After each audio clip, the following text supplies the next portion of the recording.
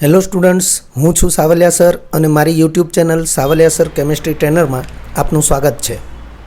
વિદ્યાર્થી મિત્રો, આ લેક્ચરમાં આપણે હાઇડ્રોકાર્બન સંયોજનોની સામાન્ય લાક્ષણિકતાઓ એમાં વધુ બે લાક્ષણિકતાઓનો અભ્યાસ કરીશું. આ અગાઉના લેક્ચરમાં આપણે હાઇડ્રોકાર્બન સંયોજનોની સામાન્ય લાક્ષણિકતાઓ પૈકી પહેલી લાક્ષણિકતા નોકિંગ સ્વભાવ અને બીજી લાક્ષણિકતા ઓક્ટેનાંક એનો અભ્યાસ કરી ચૂક્યા છીએ. અહીં આપણે ત્રીજી અને ચોથા નંબરની લાક્ષણિકતાઓનો અભ્યાસ કરવાના છીએ. ત્રીજી લાક્ષણિકતાનું ટાઇટલ લખ્યું છે સીટેન આંક અને ચોથી લાક્ષણિકતાનું ટાઇટલ લખ્યું છે ફ્લેશ પોઈન્ટ, જેને ઝબક બિંદુ પણ કહેવાય. તો શરૂ કરીએ. ત્રીજી લાક્ષણિકતા સીટેન આંક. તો જેમ આપણે લાસ્ટ લેક્ચરમાં ઓક્ટેનાંક વિશે ભણ્યા, તો ઓક્ટેનાંક એ પેટ્રોલનો નોકિંગ સ્વભાવ અથવા તો પેટ્રોલની ગુણવત્તા જાણવા માટે અથવા તો પેટ્રોલની ગુણવત્તાનું માપ દર્શાવવા માટે ઉપયોગમાં લેવાય છે. એમ સીટેનાંક એ ડીઝલની ગુણવત્તાનું માપ દર્શાવવા માટે ઉપયોગમાં લેવાય છે. ડીઝલની ગુણવત્તા કહેતા ડીઝલનો નોકિંગ સ્વભાવ, જેમ પેટ્રોલની ગુણવત્તા એટલે પેટ્રોલનો નોકિંગ સ્વભાવ, અથવા તો પેટ્રોલનો નોકિંગ સ્વભાવ એટલે પેટ્રોલની ગુણવત્તા. સેમ ડીઝલનો નોકિંગ સ્વભાવ એટલે ડીઝલની ગુણવત્તા. તો વિધાન ફરીથી જોઈ લઈએ કે સીટેનાંક એ ડીઝલની ગુણવત્તાનું માપ દર્શાવવા માટે ઉપયોગી છે. સામાન્ય રીતે અહીં આપણે જે પણ લખાણ છે, આ લખાણ એ જે લાસ્ટ લેક્ચરમાં આપણે ઓક્ટેનાંક વિશે જે અભ્યાસ કર્યો, સેમ એ જ પ્રકારનું લખાણ છે. પણ એ જે લખાણ હતું એ પેટ્રોલ માટે હતું, કારણ કે ઓક્ટેનાંક એ પેટ્રોલની ગુણવત્તાના માપન માટે ઉપયોગમાં લેવાય છે, અને એઝ વેલ એઝ સીટેનાંક એ ડીઝલની ગુણવત્તાના માપન માટે ઉપયોગમાં લેવાય છે. એટલે જેવું લખાણ આપણે અથવા તો જે સમજૂતી આપણે પેટ્રોલ માટે ઓક્ટેનાંકની લીધેલી છે, એ જ સમજૂતી આપણે ડીઝલ માટે સીટેનાંકની લઈશું. ત્યાં પેટ્રોલના જે ઘટક હતા, એટલે કે જે બે ઘટકોનું મિશ્રણ હતું, અહીંયા ડીઝલ છે એ બે અલગ ઘટકોનું મિશ્રણ છે અને એના સંદર્ભમાં સીટેનાંક નક્કી કરવામાં આવે છે. તો આગળ વધીએ. લખ્યું છે સામાન્ય રીતે ડીઝલ એ સીટેન. હવે સીટેન જે છે એનું નામ એન હેક્ઝાડેકેન પણ છે. વિદ્યાર્થી મિત્રો, આપણે હાઇડ્રોકાર્બન શ્રેણીમાં એવું જાણીએ છીએ કે એક કાર્બન હોય તો મિથેન કહેવાય, બે કાર્બન હોય તો ઇથેન, એવી રીતે પ્રોપેન, બ્યુટેન, પેન્ટેન, એવી રીતે 10 કાર્બન ડેકેન, એવી રીતે આ 16 કાર્બનની શૃંખલા છે. તો 16 કાર્બનની શૃંખલા અને એ જો સરળ શૃંખલા હોય તો એને નોર્મલ હેક્ઝાડેકેન તરીકે પણ દર્શાવવામાં આવે છે, ઓળખવામાં આવે છે, અને એનું જ બીજું નામ છે સીટેન. તો સામાન્ય રીતે ડીઝલ એ સીટેન અને આલ્ફા મિથાઇલ નેપ્થેલિન, એટલે બે ઘટકો થયા, સીટેન અને આલ્ફા મિથાઇલ નેપ્થેલિન. આ બે ઘટકોનું મિશ્રણ છે. પણ જેમ પેટ્રોલ છે એ પણ બે ઘટકોનું ચોક્કસ કદથી ટકા ધરાવતું મિશ્રણ છે, એમ ડીઝલ એ પણ સીટેન અને આલ્ફા મિથાઇલ નેપ્થેલિનનું ચોક્કસ કદથી ટકા ધરાવતું મિશ્રણ છે. સમાન પરિસ્થિતિમાં આ મિશ્રણની જ્વલન ગુણવત્તા લગભગ પેટ્રોલને સમાન હોય છે. આ સમાન પરિસ્થિતિનો મતલબ એવો થાય કે જે પરિસ્થિતિમાં પેટ્રોલનું દહન કરાવવામાં આવે, એ જ પરિસ્થિતિમાં જો ડીઝલનું પણ દહન કરાવવામાં આવે તો પેટ્રોલના દહનની જે ગુણવત્તા છે એવી જ ગુણવત્તા, જ્વલન ગુણવત્તા એ ડીઝલની પણ છે. એટલે કે પેટ્રોલને આપણે સામાન્ય રીતે એન્જિનમાં દહન કરાવીએ અને એના દ્વારા આપણે કાર્ય મેળવીએ, તો સેમ આપણે ડીઝલને પણ એન્જિનમાં દહન કરાવી શકીએ છીએ અને એના દ્વારા કાર્ય મેળવી શકીએ છીએ. એ વસ્તુ મિકેનિકલ પાર્ટ છે કે પેટ્રોલ એન્જિન અને ડીઝલ એન્જિનની બનાવટ ભિન્ન હોય છે, પરંતુ એની દહન પ્રક્રિયાથી જે કાર્ય મેળવવાની જે ઘટના છે એ ઘટના કોમન હોય છે. તો આગળ વધીએ. ફરીથી સમાન પરિસ્થિતિમાં, એટલે કે જે પરિસ્થિતિમાં પેટ્રોલને દહન કરાવી અને કાર્ય મેળવવાની વાત છે, એ જ પરિસ્થિતિમાં જો ડીઝલને પણ દહન કરીને કાર્ય મેળવવાની વાત હોય તો ડીઝલ એ પેટ્રોલની જેવી જ જ્વલન ગુણવત્તા દર્શાવશે અથવા ધરાવે છે. સામાન્ય રીતે હવે જો અહીંયા તમને આજે ડીઝલના બે ઘટકો છે સીટેન અને આલ્ફા મિથાઇલ નેપ્થેલિન, એના વિશેની માહિતી આપી છે. સીટેન તો CH3 CH2 14 ટાઈમ્સ અને CH3 એટલે 16 કાર્બનની સરળ શૃંખલા ધરાવતો આલ્કેન થયો, એટલે કે CH3 CH2 14 ટાઈમ્સ CH3 જેને સિટેન કહેવાય, જેનું અન્ય એક આલ્કેન શ્રેણી પ્રમાણેનું નામ એ નોર્મલ હેક્ઝાડેકેન છે અને એનો સિટેનાંક એ 100 છે. જ્યારે વિદ્યાર્થી મિત્રો ધ્યાન રાખજો, સિટેનાંક 100 છે. આપણે લાસ્ટ લેક્ચરમાં એવું ભણેલા કે જેમ કાર્બન શૃંખલા, સરળ કાર્બન શૃંખલાની લંબાઈ વધે એમ ઓક્ટેનાંક ઘટે, પણ આ ઓક્ટેનાંક નથી, આ સિટેનાંક છે. એ ધ્યાનમાં રાખવું જરૂરી છે. 100 છે. જ્યારે તમે જોઈ શકો છો આવા બે બેન્ઝીન વલય એકબીજાને સાથે જોડાયેલા છે અને એ જે પદાર્થ છે એમાં કોઈ એક કાર્બન સાથે હાઇડ્રોજનનું વિસ્થાપન CH3 વડે થયેલું છે, જેને આલ્ફા મિથાઇલ નેપ્થેલિન કહેવાય. જો અહીંયા મિથાઇલ સમૂહ ન હોય, બે બેન્ઝીન વલય એકબીજા સાથે જોડાયેલા હોય તો એને આપણે નેપ્થેલિન કહીએ છીએ. પણ આ કાર્બન ઉપર CH3 જોડાવો એને આલ્ફા સ્થાન કહેવાય, એટલે આલ્ફા મિથાઇલ નેપ્થેલિન. તો એનો સિટેનાંક એ 0 દર્શાવાયો છે. ફરીથી સિટેનનો સિટેનાંક એ 100 છે, જ્યારે આલ્ફા મિથાઇલ નેપ્થેલિનનો સિટેનાંક એ 0 દર્શાવાયો છે. ડીઝલનો સિટેનાંક જેમ પેટ્રોલનો ઓક્ટેનાંક એમ અહીંયા ડીઝલનો સિટેનાંક. તો ડીઝલનો સિટેનાંક તે બંને ઘટકોના મિશ્રણમાં, એટલે કે સિટેન અને આલ્ફા મિથાઇલ નેપ્થેલિન આ બંને ઘટકોનું જે મિશ્રણ છે એ મિશ્રણમાં નોર્મલ હેક્ઝાડેકેન એટલે કે સિટેનના કદથી ટકાના મૂલ્યને સમાન હોય છે. એક ઉદાહરણ મૌખિક આપણે દર્શાવીએ, અહીંયા આપણે લખ્યું નથી. દાખલા તરીકે એક ડીઝલનો નમૂનો છે અને એમાં 70% V/V થી N હેક્ઝાડેકેન એટલે કે નોર્મલ હેક્ઝાડેકેન છે અને 30% V/V થી આલ્ફા મિથાઇલ નેપ્થેલિન છે. તો એ ડીઝલનો સિટેનાંક એ 70 થશે, કારણ કે એમાં 70% નોર્મલ હેક્ઝાડેકેન એ પર્સન્ટેજ ઓફ V/V થી હાજર છે અને તેથી તે ડીઝલનો સિટેનાંક પણ 70 થશે. ચોથા નંબરે છે ફ્લેશ પોઈન્ટ. ફ્લેશ પોઈન્ટને આપણે ઝબક બિંદુ તરીકે પણ ઓળખીએ છીએ.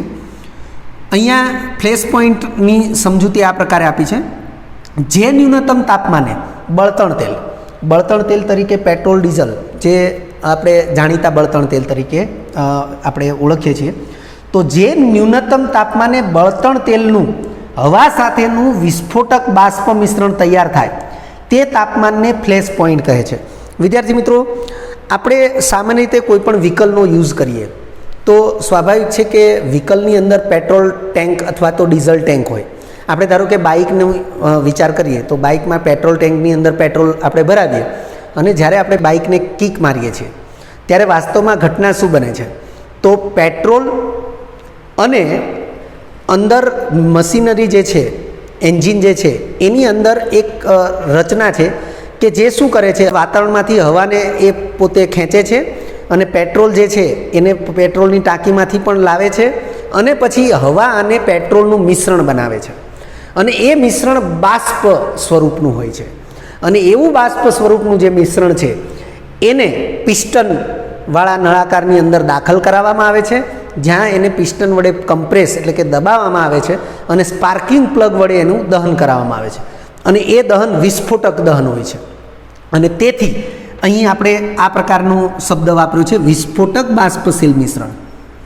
તો વિદ્યાર્થી મિત્રો, એ જે પેટ્રોલ અને હવા એનું જે બાષ્પશીલ મિશ્રણ બને છે, એ બાષ્પશીલ મિશ્રણ એ જે તાપમાને બને છે એ ન્યૂનતમ એટલે કે ઓછામાં ઓછું જે તાપમાન છે એ તાપમાનને જ ફ્લેશ પોઈન્ટ તરીકે ઓળખવામાં આવે છે.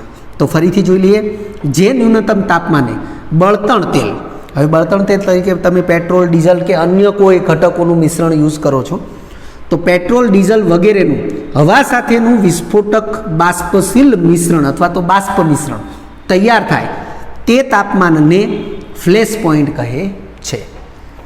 બળતણ તેલનું ફ્લેશ પોઈન્ટ મૂલ્ય સામાન્ય રીતે એબેલના ઉપકરણ એટલે કે એબેલ નામના વૈજ્ઞાનિકે એક સાધન બનાવેલું છે, એને એબેલનું ઉપકરણ કહેવાય. તો એબેલના ઉપકરણ દ્વારા નક્કી થાય છે. ફરીથી આ એક માહિતી છે કે કોઈપણ બળતણ તેલનું ફ્લેશ પોઈન્ટ મૂલ્ય એ સામાન્ય રીતે એબેલના ઉપકરણ દ્વારા નક્કી કરવામાં આવે છે અથવા નક્કી થાય છે. ફ્લેશ પોઈન્ટનું મૂલ્ય આપણે જે તે બળતણ તેલ વાપરીએ છીએ, પેટ્રોલ, ડીઝલ, XYZ, તો જે ફ્લેશ પોઈન્ટનું મૂલ્ય જુદી જુદી ભૌગોલિક પરિસ્થિતિ મુજબ, કારણ કે ફ્લેશ પોઈન્ટ જે છે એ બળતણ અને હવાનું બાષ્પ સ્વરૂપનું મિશ્રણ છે અને એ મિશ્રણ એ દુનિયાના અલગ અલગ દેશોની ભૌતિક પરિસ્થિતિ અથવા તો ભૌગોલિક પરિસ્થિતિ જે છે એના ઉપર આધાર રાખશે. એટલે લખ્યું છે ફ્લેશ પોઈન્ટનું મૂલ્ય જુદી જુદી ભૌગોલિક પરિસ્થિતિ મુજબ જુદું જુદું હોય છે. ભારતમાં અલગ, એ રીતે ઇંગ્લેન્ડમાં અલગ, એ રીતે ફ્રાન્સમાં અલગ. તો અહીંયા આપણે ઉદાહરણમાં લખ્યું જ છે. જેમ કે પેટ્રોલ અને ડીઝલ માટે ફ્લેશ પોઈન્ટના આશરે મૂલ્યો, પેટ્રોલ અને ડીઝલ માટે ફ્લેશ પોઈન્ટના આશરે મૂલ્યો ભારતમાં 44 ડિગ્રી છે, 44 ડિગ્રી સેલ્સિયસ.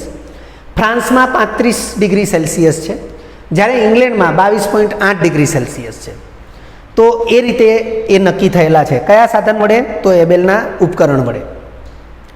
સાપેક્ષમાં નીચા ફ્લેશ પોઈન્ટ ધરાવતા બળતણ તેલ, સાપેક્ષમાં નીચા ફ્લેશ પોઈન્ટ ધરાવતા બળતણ તેલ એ કયા બે ઘટકોના મિશ્રણ છે?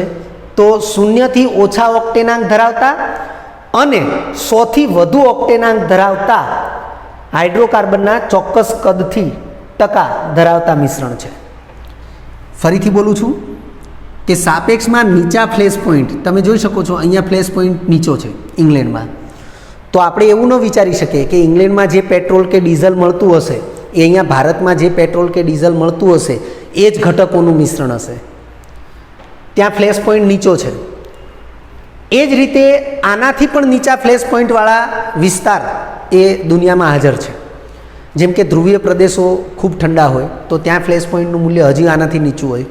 તો અહીંયા એ બાબતને સ્પષ્ટ કરી છે કે સાપેક્ષમાં નીચા ફ્લેશ પોઈન્ટ ધરાવતા બળતણ તેલ, કારણ કે જે વિસ્તારમાં ફ્લેશ પોઈન્ટનું મૂલ્ય નીચું છે એ વિસ્તારમાં વપરાતા બળતણ તેલ એ પણ ચોક્કસ પ્રકારના હોવા જરૂરી છે.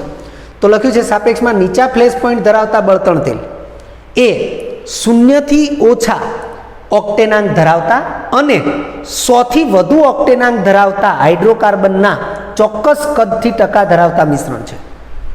કારણ કે આપણે એવું જાણીએ છીએ કે પેટ્રોલ છે, ડીઝલ છે અથવા અન્ય કોઈ પણ બળતણ તેલ છે, તો એમાં ઓછામાં ઓછા બે મુખ્ય ઘટકો જે છે એનું ચોક્કસ કદથી ટકાવાર એ મિશ્રણ છે.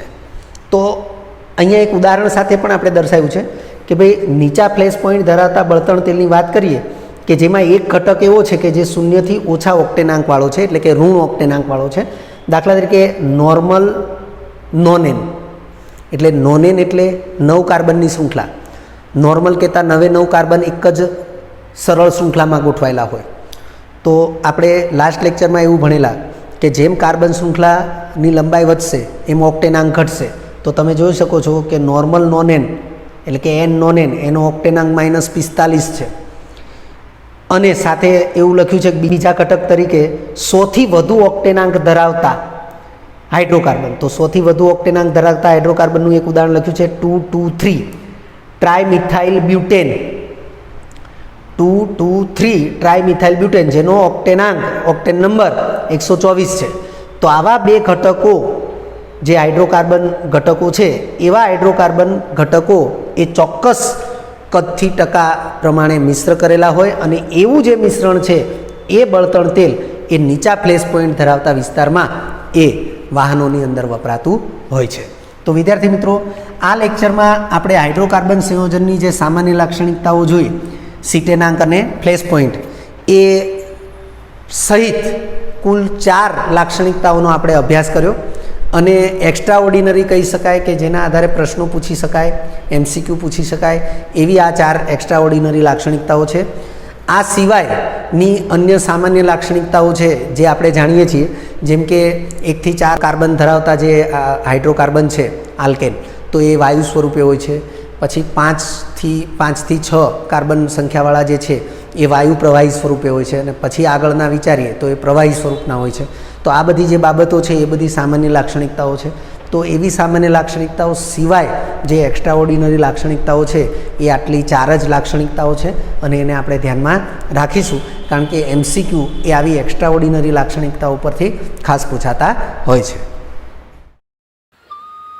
વિદ્યાર્થી મિત્રો, જો તમને આ વિડીયો લેક્ચર ગમ્યો હોય તો લાઇક આપજો, શેર કરજો અને સબસ્ક્રાઈબ પણ કરજો. અગાઉના લેક્ચરનું રિવિઝન અને પાઠ્યપુસ્તકનું વાંચન કરતા રહેજો. આ લેક્ચર અંગે કોઈ પણ ડિફિકલ્ટી હોય તો મને વોટ્સઅપ કરી શકાય. આભાર. ફરી મળીશું નવા વિડીયો લેક્ચરમાં.